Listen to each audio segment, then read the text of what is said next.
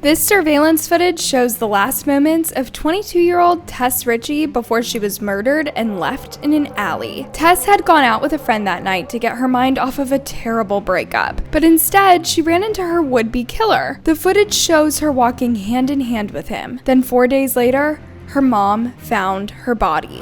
It was a chilling, heartbreaking discovery made by a mother searching for her daughter. November 29th, the mother of 22-year-old Tess Richie found her daughter's lifeless body in that stairwell right behind me here, just off of Church Street. She had been missing for 4 days. They were together alone in that area, and they were together for some time, and that Mr. Schlatter left the area, and that by the time he left, Tess was already unfortunately deceased. But what exactly happened? Who was behind the horrific murder? And why did it take so long for her body to be found? The answers to these questions are both heartbreaking and infuriating. But let's find out. If I had lower self-esteem, I would probably be starving myself right now. But that's exactly what is happening to other women all over this country. So I have something to say. To all of you that have something nasty to say about me or other women that are built like me, women that sometimes or all the time look like this, women whose names you know, women whose names you don't, women who've been picked on, women whose husbands put them down, women at work or girls in school, I have one thing to say to you. Kiss my fat. This was Tess Richie, a vibrant, free-spirited, and cheerful 22-year-old who had her whole life ahead of her. She was born on November 30th, 1994, and was the youngest in a family of 5 daughters. She grew up in North Bay, Ontario, Canada, before moving to Toronto when she was 19 years old. Her family described her as hardworking, loyal, and protective of her family. She loved her 2 dogs, Phil and Pearl, and spent her time tree planting and maintaining her collections of houseplants. She was also an accomplished marathon runner and an amateur photographer. Tess always wanted to become an air hostess and travel the world. She had taken steps to do that by completing the flight services program at Seneca College and applying for jobs with several airlines. She had also applied for a job at one of the major hotels in Toronto. In the meantime, she juggled multiple part-time jobs, working primarily at a downtown coffee bar. With no job offers from the airlines or hotel, she began studying Italian and seeking an au pair position in Italy. Tess had also started her own YouTube channel. The last video she published there was on February 23rd, 2014, almost 4 years before this tragic incident. She talked about her experience as a domestic violence survivor. I guess in this video what I'm trying to do is tell my story, because I know for me when I was going through this, I was searching everywhere I could, trying to find somewhere where somebody would understand and be able to get what I was going through, and I never found that. My boyfriend decided it was okay to strike me, whether it's just a strike, whether it's a punch, whether it's a hair pull, whatever it is, it's not okay. And like, he told his friends that he just threw a purse at me, and I'm like, even that's embarrassing. If only that's all that happened, but even that's embarrassing that you have to say, oh, all I did was throw a purse at her. No, it's really sad, and it makes me really sad because we were up in his bedroom, and that's when he hit me. I'm trying to justify, I don't even know. It's just, I've never been beat so badly or imagined me being beat so badly. It's so hard every day. Sadly, a few years after recording this video, Tess would go through another heartbreak in her life. On November 23rd, 2017, Tess was having a really bad day after breaking up with her boyfriend. The next day, she went to her older sister Rachel for comfort and support. On Friday, November 24th, Tess spent the afternoon with Rachel at her house in Midtown Toronto. They talked about the breakup, went shopping, and visited a dog park. Rachel made some food for Tess, but she encouraged her to eat because Tess was feeling so down and had lost her appetite. Tess had plans to meet up with an old high school friend named Riley Samard later that evening. Around 11:30 p.m., Rachel's partner ordered an Uber for Tess to go meet Riley downtown. Rachel remembered watching Tess run down the front path to get the Uber, not knowing it would be the last time she would see her sister alive. Tess arrived at Cruz and Tango's, a popular drag bar on Church Street, around midnight. night. She texted Rachel to let her know she got there safely, which was something they always did. The next morning, around 8:45 a.m., Rachel sent Tess a text. As the evening approached and she still hadn't heard back, Rachel started to worry. Rachel also tried to trace Tess's last movements using a Fitbit account they shared with their mother. This revealed that Tess had walked about 300 steps after 3 a.m., according to the Fitbit data. Also, an Uber was requested at 4 a.m., but was suddenly canceled, raising questions about who might have canceled it and why. Later that day, Tess was officially reported missing, and the Toronto Police Service launched an investigation into her disappearance. With limited leads and increasing concern, her disappearance created a sense of anxiety and mystery in the city. By November 27th, Tess's mom and other family members made a 4-hour journey of nearly 250 miles from North Bay to Toronto to help with the search. They spent the next 2 days putting up posters, handing out flyers, asking for information, and organizing searches at Church and Wellesley area. They prayed and hoped that they would find her alive. But sadly, their hopes would soon be crushed. The horrifying discovery was made on the afternoon of November 29th. Tess's mom, Christine, and a longtime friend had decided to take a closer look at the house that was closed for renovation, 2 doors from where Tess was last seen. Outside the house was a narrow stairwell that led into a basement apartment. The friend was staring at something down the stairwell for a while before her mind finally registered what she was seeing. It was Tess's lifeless body. The friend backpedaled in fear and yelled at Christine, who then went to the stairwell and peered down. And when she recognized her daughter, she started screaming in horror. Can you imagine the trauma that she must have gone through to see her daughter in such a condition? She would later say that it was like looking into a grave. Note that the police had already searched the area, but obviously they didn't do a good job of it. It was a chilling, heartbreaking discovery made by a mother searching for her daughter. November 29th, the mother of 22-year-old Tess Richie found her daughter's lifeless body in that stairwell right behind me here, just off of Church Street. She had been missing for 4 days. At the time, police said that they were ruling the death as an accident because there were no visible signs of trauma on the body. However, a post-mortem examination conducted on December 1st showed that Tess had died from a neck compression, and therefore, her death was ruled a homicide. Toronto police say a woman who went missing in the Church and Wellesley area last weekend was the victim of a homicide. The body of 22-year-old Tess Richie was found Wednesday in an abandoned building near Church and Dundonald. Police say a post-mortem has determined the cause of death to be neck compression.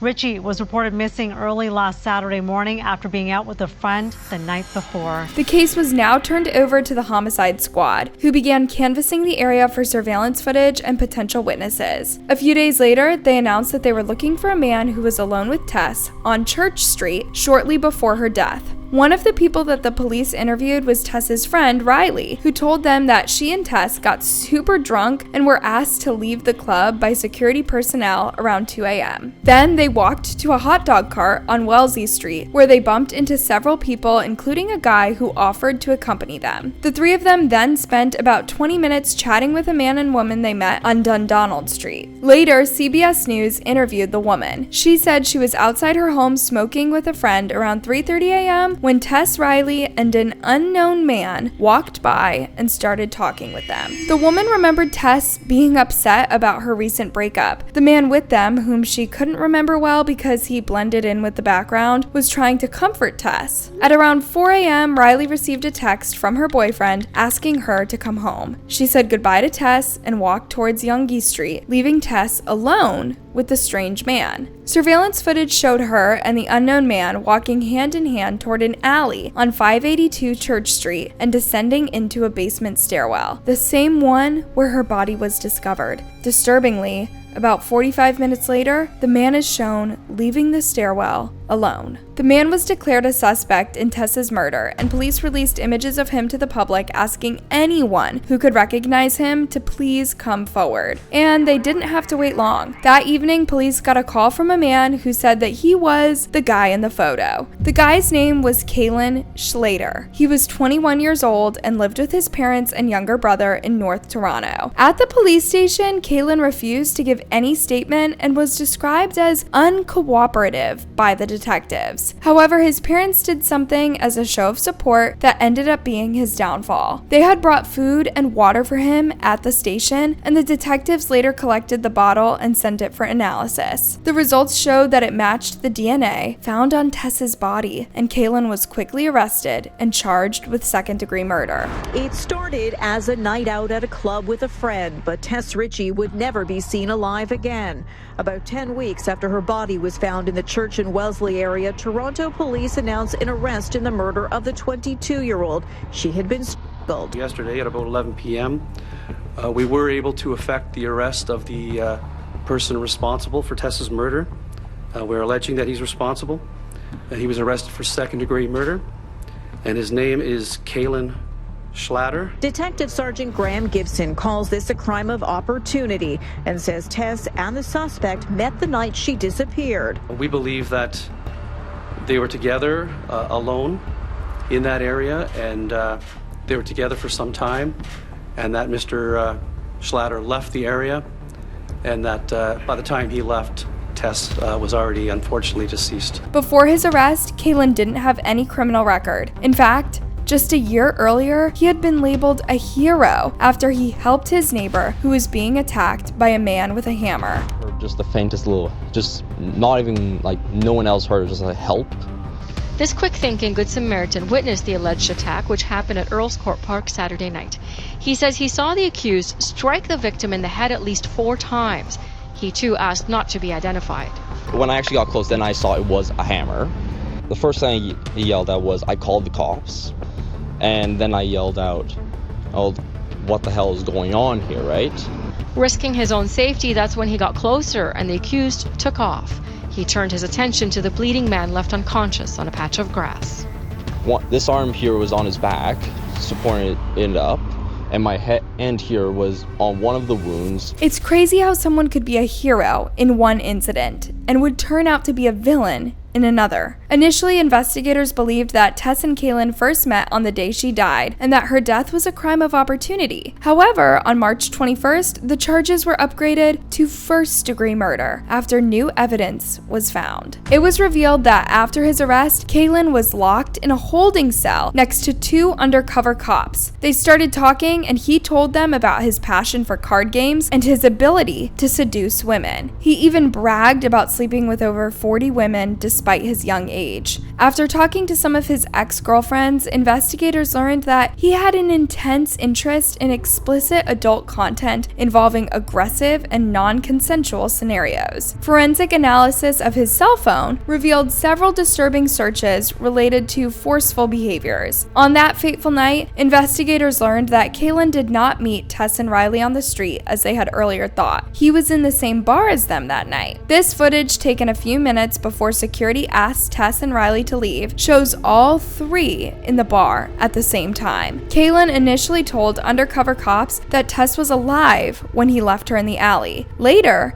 he changed his story, saying he was too drunk that night and something might have happened that he couldn't remember. Meanwhile, police were also investigating how Tess's case was handled. In June 2018, 2 officers were charged with misconduct and neglect of duty under the Police Services Act. The charges were based on their responses to a call about Tess's disappearance near Church and Wellesley streets.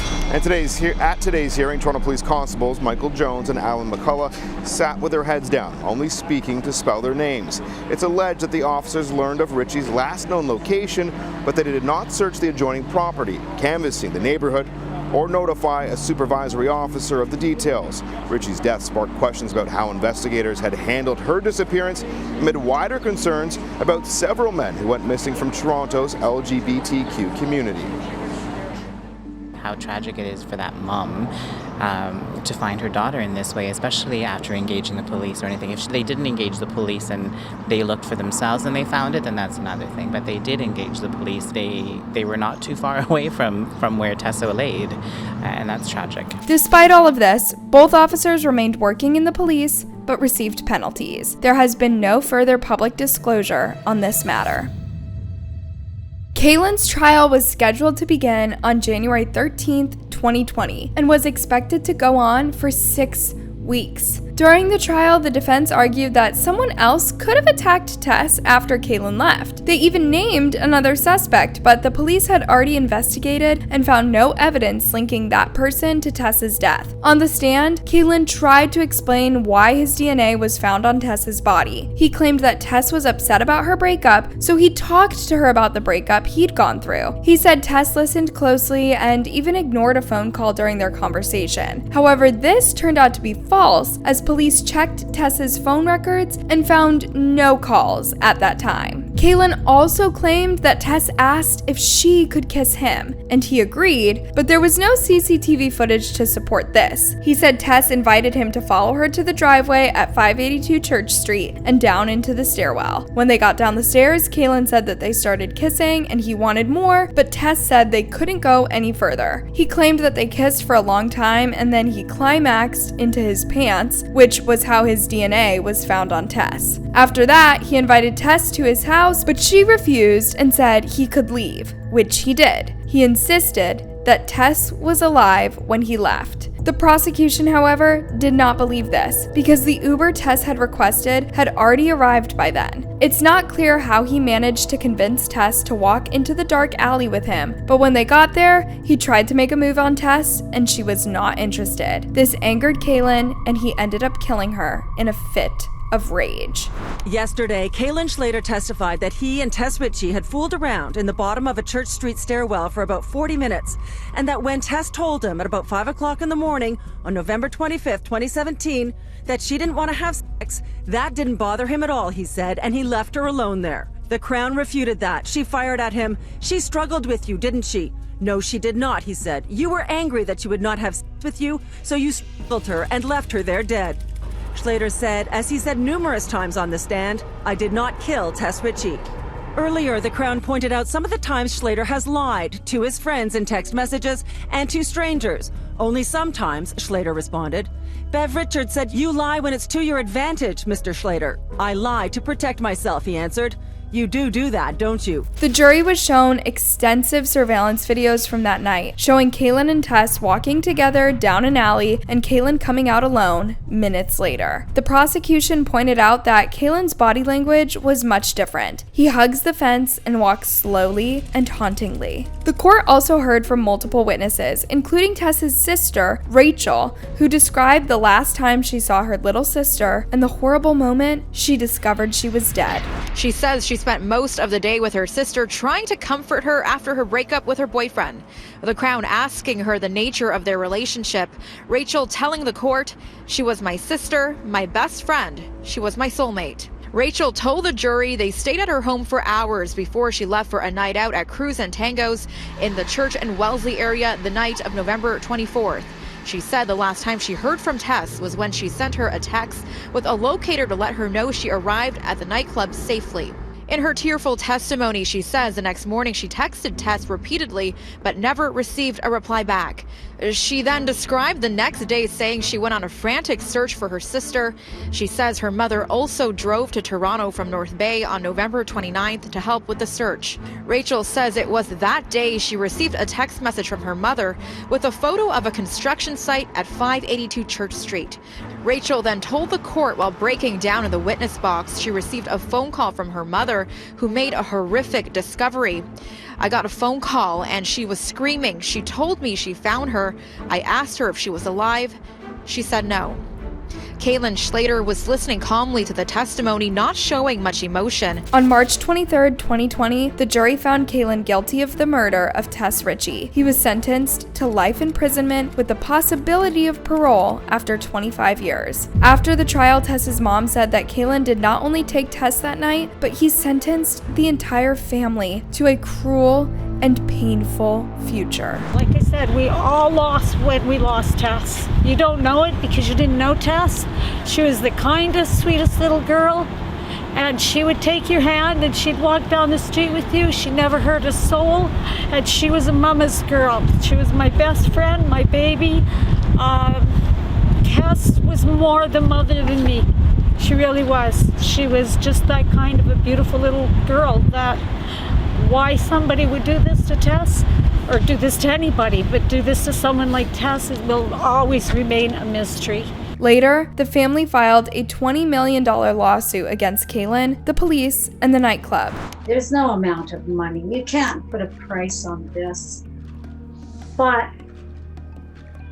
will it pay for therapy possibly for the rest of our lives? Maybe. Will we be able to honor Tess in a way that may help save this from happening to other girls in the future? Possibly. Can we show Tess, we will never be able to give her back her dignity, but can we show Tess some respect and gratitude for what she gave us? And she gave us everything. She, as you know, everyone knows, I'm sure, wanted to be an organ donor. That was taken from her. Tess was everything to my family, but she was my baby. She was my best friend, and we were as tight as two could be. As of August 2024, there has not been any update on how this was resolved and whether the family won the case. What do you think about this case? Let me know in the comments, and don't forget to like, subscribe, and hit the bell button for more videos.